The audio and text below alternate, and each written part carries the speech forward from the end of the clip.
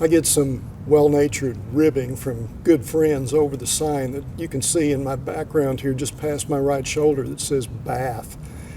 Yeah, why is that? Well, because it sits about 2 feet away from a bird bath that's right behind where I'm sitting. Dave, can the birds read?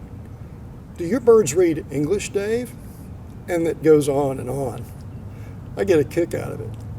What people may not know is the reason I put the sign up is twofold. Number one, just because I think it's fun to put near a bird bath. And number two, it just happened to be exactly the right size to cover a hole in the fence through which a neighborhood possum liked to make its usual way through our backyard. Funny how signs work. There's signs everywhere, aren't there? Sign, everywhere a sign, blocking out the scenery, breaking my mind. An old song. You know, one of the most common signs I see on t-shirts and knickknacks, decals and stickers, or just signs like this one, something to put up in your house or on your front wall.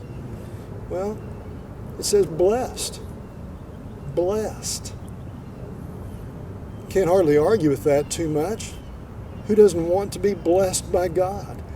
Who doesn't want to be rolling in deep in the favor and grace and goodness of God? But what if you weren't? What if all the blessing was removed? Would you still be rolling in the deep with God? Would you still be in God's favor? Would you still worship Him? Would you praise Him? Would you even bother to believe? You do know that's why the book of Job is in the Bible, right? 42 chapters worth of very uncomfortable reading. Job tells us straight up at the very beginning, or at least it's said of Job at the very beginning, that he's a very good man. And then we proceed with the vast majority of the book to experience this very good man wrestling with his faith because all the outward blessings, it would appear, have been removed from his life in every shape and form. It's the accuser, Satan himself, who puts the matter quite well at the beginning, though his expectation of the outcome was 180 degrees wrong. Does Job serve God for nothing? Which is really just to say, God, if you took all the blessings off of Job, would he still serve you? Would he really be that good man you hold up? It becomes a very serious question, not just from a historical standpoint in the Bible, but when it comes to your life and mine. If God removed all the outward blessings in your life, would you still believe and serve and praise and worship God? An extremely good man named Job really wrestled with that for quite a while. Thankfully, we know how it turned out. It has a rather blessed ending, doesn't it? Job winds up with twice the blessing he had before, outwardly. But implicit is the thought that he's far, far more blessed on the inside. Job has stood the test, shall we say. He's endured a horrific trial, and he's come out of this overwhelming ordeal for the better. You know, pain and suffering is something that we all probably try to distance ourselves from as much as possible. If we can't distance ourselves from it, we usually try to just simply deny it. Oh, it's all for the better, it's all for the good. And just act like if we put on a happy face, everything will be okay. But we've all experienced pain and suffering at times that no plastic smile can erase or hide. We can't run fast enough to really distance ourselves from it. No matter how much we try to deny it or put a good spin on it, an attitude that really says, I'm deflecting the reality all around me. It's there, and we'll have to deal with it. Those two buzzards, those two vultures named pain and suffering, they'll come home to roost someday, if they haven't already, in your life and mine. And then what will we do with them? They'll want to peck our eyes out. You may be surprised at how the book of Job handles this, and it really goes straight to the jugular vein of how you and I typically try to deal with it.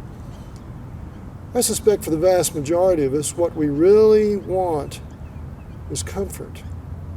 That is, if we were in pain, we would want release from that. If we were suffering, we would want relief from that.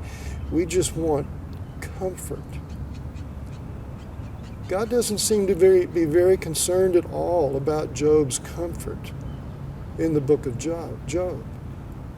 Quite the opposite. He tells Satan, you do anything you want, just don't kill him. And Satan does. Wow. You see, God's after bigger things. He wants us to see the bigger thing in our life. That our life shouldn't be crafted around a pursuit for comfort. Certainly not an expectation of it. That's not the lot of a great many people in their life in this world. Past, present, and if the Lord lets the world stand much longer, future.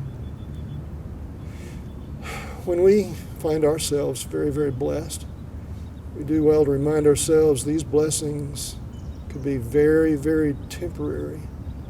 And so what are we bathing in? Are we bathing in the comfort of our blessings?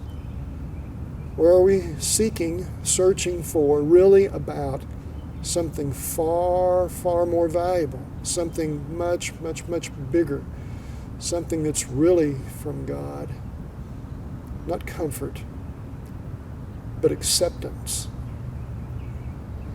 This very, very good man, Job, you recall what he says, hard on the heels of receiving the last final blow of this huge tsunami of trouble that washes up over him.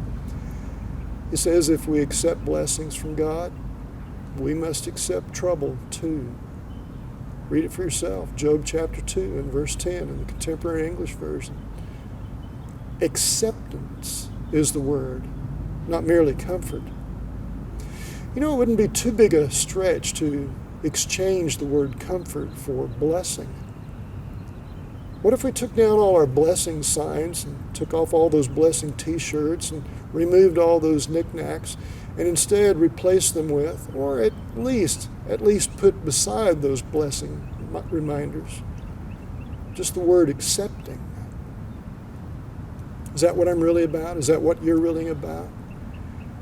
That you're willing to accept God's will in your life, even if, especially if, you can't explain it. You don't have all the answers for it. You just wish it was different. You'd do anything to make it different, except give up your acceptance of the God who you say has all power and might. He could remove it, but you trust him anyway. Even though you feel powerless, you trust him as the Almighty. Even though everything seems to be confused and out of control and chaotic, you still believe God is in control. He's working his will and he's doing it wisely. I don't want a lot of trouble and pain and suffering in my life. I have no idea what the future holds. Not 5 seconds from now, or 5 months from now, or 5 years from now, if I'll even be around then. You don't either. All we have is this moment.